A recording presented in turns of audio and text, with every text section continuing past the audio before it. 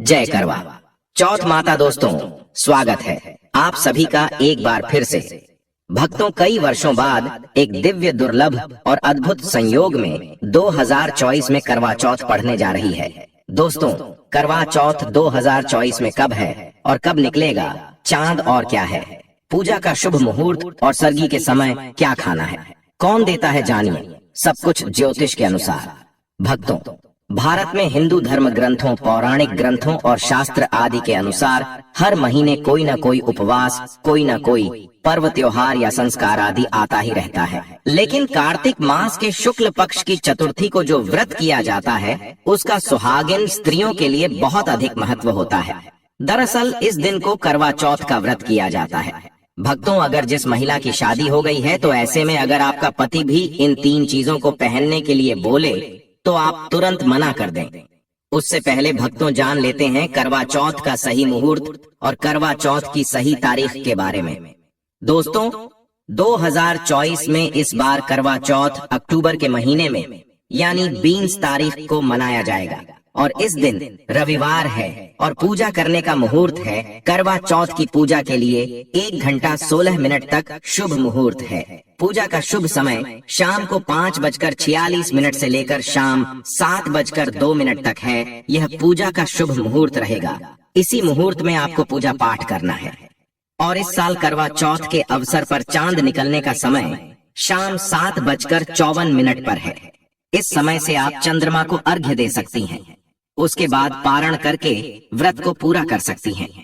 व्रत के दिन चंद्रमा रोहिणी नक्षत्र में होगा और वरयान योग होगा। भक्तों, एक शादीशुदा महिला को भूलकर भी इन 3 चीजों को कभी नहीं पहनना चाहिए, नहीं तो आप अपने पति की मृत्यु का कारण बन सकती हैं। आज हम महिलाओं से संबंधित खुल्लम खुल्ला, साफ साफ 8 से 10 बिंदु बताने वाले हैं, जो कि हर पति पत्नी को एक बार तो जरूर सुनना चाहिए। शादी हो जाने के बाद पति पत्नी 7 जन्मों के लिए एक दूसरे के हो जाते हैं। पति पत्नी शादी हो जाने के बाद अपनी जवानी को ठंडा करने के लिए संभोग करते हैं, परंतु कई महिलाएं नए रिश्ता, नई जवानी में पति के द्वारा कई ऐसी चीज लाई जाती है पत्नी के लिए, जो कि पत्नी गलती से उन चीजों को पहन लेती है। उस समय पत्नी को पता नहीं होता है कि इन 3 चीजों के पहनने से पति की मृत्यु शीघ्र ही हो जाती है। आज यह वीडियो पति पत्नी को बड़े ही ध्यान पूर्वक देखना चाहिए। आपको बता दें कि आज के इस आधुनिक दौर में शादीशुदा महिला कई ऐसी चीजों को पहन लेती हैं जिसके बारे में उन्हें पता तक नहीं होता है। यहाँ तक कि शास्त्रों में भी यह नहीं लिखा होता कि कुछ भी पहन लिया जाए।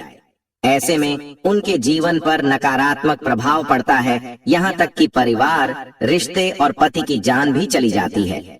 तो ऐसे में जानते हैं कि आखिर वे 3 चीजें कौन सी हैं जो महिलाओं को कभी नहीं पहननी चाहिए।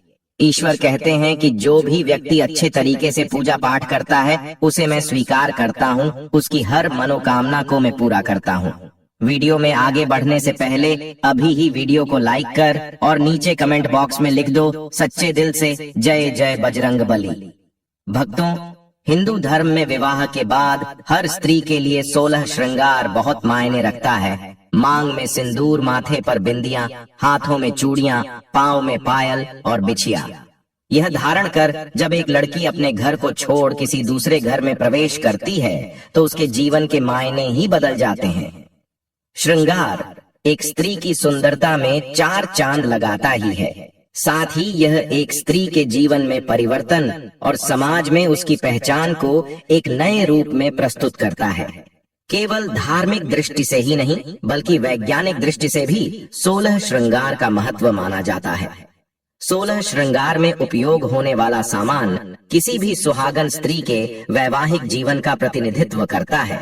इसमें प्रयोग की जाने वाली हर चीज का अपना एक अलग महत्व होता है। हिंदू धर्म मानने वाली प्रत्येक सुहागन स्त्री अपने पति की लंबी आयु और सुखी जीवन की कामना के साथ 16 श्रृंगार धारण करती है। परंतु कई ऐसी चीज होती है जो कि महिलाओं को कभी नहीं पहननी चाहिए। अब यहाँ पर कुछ दोस्त ऐसे भी होंगे जो हमारी बातों को हल्के में लेंगे, क्योंकि उन्हें वास्तु शास्त्र का ज्ञान नहीं है। इस पर एक कहावत भी प्रचलित है कि बंदर क्या जाने, अदरक का स्वाद अर्थ यह है, कोई भी व्यक्ति वास्तुशास्त्र के बारे में नहीं जानता है तो फिर इन उपायों में या वीडियो देखने पर विश्वास ही नहीं करता है। इसीलिए भक्तों, सही सटीक 100% जानकारी के साथ में जानने के लिए इस वीडियो से जुड़ जाना। वीडियो को आगे बढ़ते हैं। आपके पास अभी जितने भी काम है उनको साइड में रख दीजिए। ध्यान पूर्वक जो आपको बताया जा रहा है उसे देखिए और सुनिए।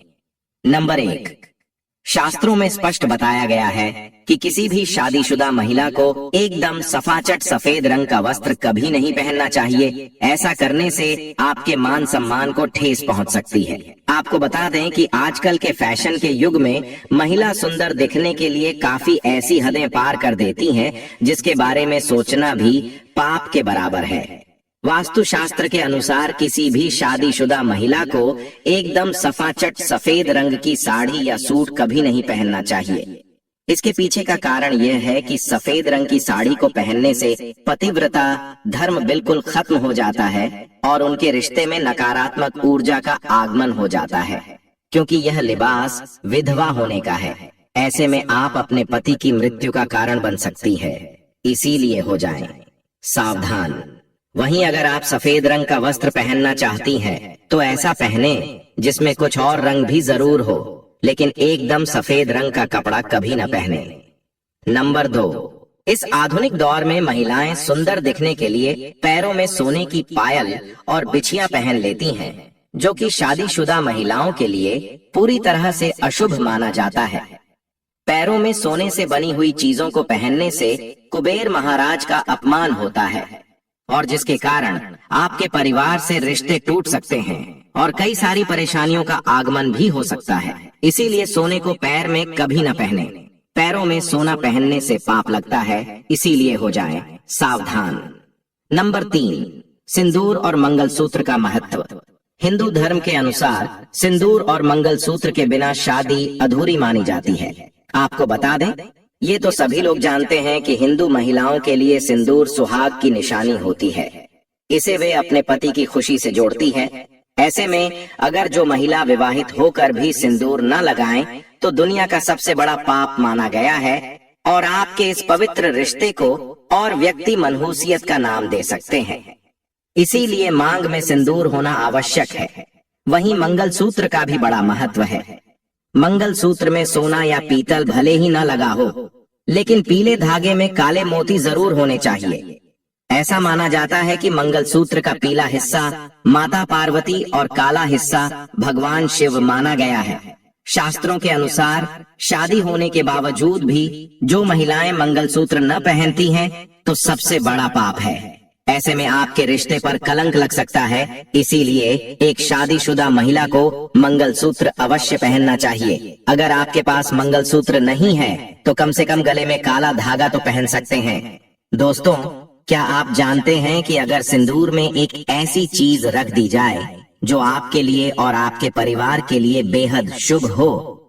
क्या आप ऐसी चीज के बारे में जानते हैं? अगर नहीं तो वीडियो को अंत तक जरूर देखिएगा, क्योंकि अब हम बताने वाले हैं कि ऐसी कौन सी चीज है जो सिंदूर की डिब्बी में रखनी चाहिए और जो वह कई कार्यों में बहुत शुभ है।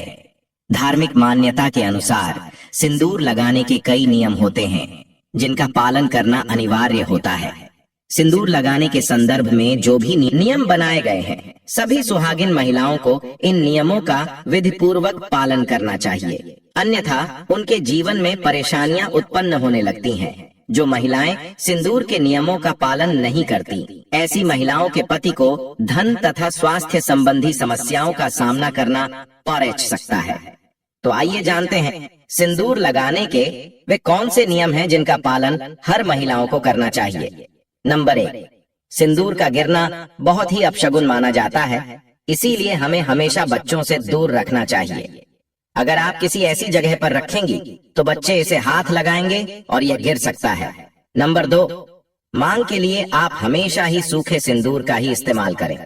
आजकल मार्केट में ट्रेन के लिए कई तरह के लिक्विड सिंदूर भी उपलब्ध हैं, लेकिन वे लगाने अच्छे नहीं होते। कई महिलाओं को लगता है कि सिंदूर लगाते समय उनके माथे पर गिर जाता है, तो माथे से सिंदूर का गिरना बहुत शुभ होता है। तो इसका मतलब है कि आपका पति आपसे बहुत प्यार करता है। नंबर 3, सिंदूर को कभी भी किसी के सामने न लगाएं। जब आप सिंदूर को किसी के सामने लगाते हैं तो आपके पति को नजर लग सकती है और आपका प्यार कम हो सकता है। नंबर 4, अगर गलती से कभी आपसे सिंदूर नीचे गिर जाता है तो उसे इकट्ठा करके नाली या इधर उधर न फेंके। सिंदूर को इकट्ठा करके माथे से लगाकर किसी पेड़ के नीचे रख दें। नंबर 5, अगर आप सूखा सिंदूर सही तरीके से नहीं लगता है तो आप अपनी उंगलियां माचिस की तीली को थोड़ा सा गीला करके सिंदूर में मिक्स करके माथे पर लगा लें। इससे सिंदूर न ही फैलेगा और न ही आपके चेहरे पर गिरेगा।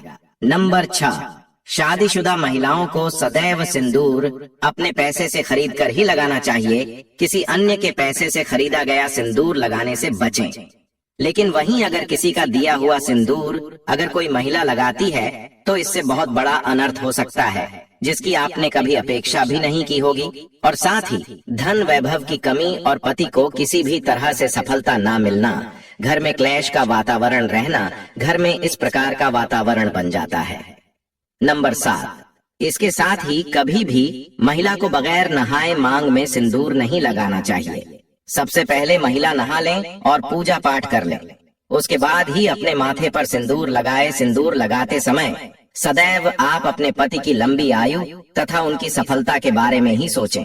इससे उनका भाग्य और भी अधिक प्रबल एवं शक्तिशाली बनता है। नंबर 8, सुहागिन महिलाओं को उपहार में मिले सिंदूर का उपयोग करने से बचना चाहिए, क्योंकि शास्त्रों में उपहार में मिले सिंदूर का उपयोग करना अशुभ है। केवल अपने पति का दिया हुआ सिंदूर ही लगाएं, जो कि शादीशुदा महिलाओं के लिए बहुत ही शुभ है। नंबर 9, चाहे कितनी भी बड़ी मजबूरी हो, परंतु शादीशुदा महिलाओं को किसी दूसरी महिला के सिंदूर को अपनी मांग में भरने से बचना चाहिए। किसी दूसरी महिला के सिंदूर को मांग में भरना बहुत ही अशुभ होता है। ऐसा करने वाली महिलाओं के पति को धन संबंधी समस्याओं का सामना करना पड़ता है। नंबर 10, घर में अगर किसी भी तरह के सूतक है या आपको पीरियड्स आ रहे हैं तो आप सिंदूर न लगाएं, क्योंकि ये सिंदूर का अपमान होता है। इसके साथ ही माँ लक्ष्मी ऐसे घर में प्रवेश भी नहीं करती है। पीरियड्स के दौरान महिलाओं को कई काम करने की मनाही होती है, जैसे रसोई में जाना, अचार छूना, पूजा पाठ करना या मंदिर जाना आदि। दोस्तों, हिंदू धर्म में ऐसी मान्यता है कि पीरियड्स के दौरान महिला द्वारा तुलसी में जल डालने से तुलसी का पौधा सूख जाता है, क्योंकि इस समय महिलाओं के शरीर में ऊर्जा का संचार अधिक होता है। इस ऊर्जा को भगवान सहन नहीं कर पाते, इसलिए पीरियड्स के दौरान पूजा पाठ करना या मंदिर जाना वर्जित है। दोस्तों, प्राचीन काल में मंत्रोच्चार और अनुष्ठान के बिना पूजा अधूरी मानी जाती थी। इसमें बहुत समय लगता था। दोस्तों, पीरियड्स के दौरान महिलाओं को इतनी देर बैठकर पूजा पाठ व अनुष्ठान करने में समस्याओं का सामना न करना पड़े, इसके लिए उन्हें इन 5 दिनों तक पूजा पाठ से दूर रखा जाता था। दोस्तों, यदि 2 पीरियड्स के अवधि 7 दिन है तो 8वें दिन मंदिर में प्रवेश किया जा सकता है। वैसे यदि हम ज्योतिष की माने तो आम तौर पर पीरियड समाप्त होने के बाद 5वें दिन आप मंदिर में प्रवेश कर सकती हैं। दोस्तों, व्रत के बीच में ही अगर किसी महिला के पीरियड्स आ जाएं, तो ऐसे में महिला को अपना व्रत पूरा करना चाहिए। पीरियड्स के दौरान भी मन में भगवान के प्रति आस्था कम न हो। भगवान के लिए मन की शुद्धता सबसे ज्यादा जरूरी है, शारीरिक शुद्धता बाद में आती है। दोस्तों, व्रत के दौरान अगर किसी विशेष पूजा का संकल्प लिया गया है तो पीरियड्स के दौरान आप दूर बैठकर उस धार्मिक काम को किसी अन्य व्यक्ति के जरिए करवा सकती हैं। पीरियड्स के दौरान भी व्रत के सभी नियमों का पालन करना चाहिए। ऐसे में प्रभु के मंत्रों का ज्यादा से ज्यादा मनन करें। किसी विशेष पाठ का जाप करना चाहती हैं तो फोन के जरिए पाठ पढ़ सकती है। पीरियड्स के दौरान स्वच्छता का ख्याल रखना बेहद जरूरी है। स्नान के बाद साफ वस्त्र पहनकर ही मंत्र और पाठ करें। धार्मिक मान्यताओं के अनुसार पीरियड्स वाले दिनों में महिलाओं को सिंदूर लगाना चाहिए या नहीं। सिंदूर, जिसे कुमकुम के नाम से भी जाना जाता है, इसे मुख्य रूप से विवाह का प्रतीक माना जाता है। ऐसा माना जाता है कि हिंदू शादी की रस्म तभी पूरी होती है जब वह मंडप में वधू की मांग में सिंदूर लगाता है। सिंदूर को विवाह का प्रतीक माना जाता है। विवाहित महिलाएं अपने माथे के बीच से सिर के मध्य तक बालों के बीच में सिंदूर लगाती हैं। दरअसल यह प्रथा सदियों से चली आ रही है और मांग में सिंदूर लगाना सुहागिनों के मुख्य श्रृंगार में से एक माना जाता है। अधिकांश हिंदू विवाह समारोहों में सिंदूर लगाने की रस्म सबसे महत्वपूर्ण रीति रिवाजों में से एक होती है और शादी के बाद भी सिंदूर लगाने के नियम होते हैं, जिसे हर एक सुहागिन स्त्री ध्यान में रखती है। चूंकि सिंदूर को सुहाग का प्रतीक माना जाता है, इसलिए महिलाएं पति की लंबी उम्र की कामना के साथ मांग में सिंदूर लगाती हैं। भक्तों, शास्त्रों में तो सिंदूर लगाना बेहद ही शुभ माना गया है, लेकिन पीरियड्स के दौरान जो विवाहित महिलाएं होती हैं उन्हें अशुद्ध माना जाता है। इसलिए कभी भी शादीशुदा महिलाओं को पीरियड्स में सिंदूर नहीं लगाना चाहिए। दोस्तों, करवा चौथ का व्रत किसे नहीं रखना चाहिए, आइए जानते हैं। सबसे पहली बार करवा चौथ का व्रत सुहागिन महिला या जिनका रिश्ता तय हो गया है तो वहीं स्त्रियां यह व्रत रख सकती हैं। अगर जो महिला अपने पति से लड़ती झगड़ती है तथा नफरत करती है तो उसे यह व्रत नहीं रखना चाहिए, क्योंकि यह त्योहार प्यार का है, नफरत का नहीं। इसीलिए पति पत्नी में प्यार होना बहुत जरूरी है। दोस्तों, करवा चौथ का व्रत तब तक रखा जाता है जब तक चांद निकल जाए। शास्त्रों के अनुसार माना जाता है कि पत्नी अगर बीमार है तो उसकी जगह पति यह व्रत रख सकता है, और वही किसी महिला को अगर मासिक धर्म आ जाए तो वह महिला पूजा पाठ में तो शामिल हो सकती है, लेकिन ईश्वर की प्रतिमा को छू नहीं सकती। वह घर में किसी और से पूजा पाठ करवा सकती है। आप चाहे तो अपने पति से भी पूजा करवा सकती हैं। ऐसे में आप कथा भी सुन सकती हैं, लेकिन भगवान की प्रतिमा को स्पर्श न करें। आप व्रत का पालन वैसे ही करें जैसे आप करते चले आ रहे हैं, परंतु ईश्वर की प्रतिमा को स्पर्श न करें। मासिक धर्म में व्रत रखने की मनाही नहीं है, या आप मासिक धर्म को रोकने के लिए मेडिसिन भी खा सकते हैं, जिससे आपको इस समस्या से छुटकारा मिल सकता है। दोस्तों, वहीं गर्भवती महिला भी करवा चौथ का व्रत रख सकती है। दोस्तों, आज की शास्त्रों संबंधित वीडियो में यह जानकारी आपको कैसी लगी, हमें कमेंट बॉक्स में जरूर बताएं, और कमेंट बॉक्स में सच्चे दिल से हर हर महादेव, जय मां लक्ष्मी अवश्य लिखें। स्वस्थ रहें, सुरक्षित रहें। धन्यवाद।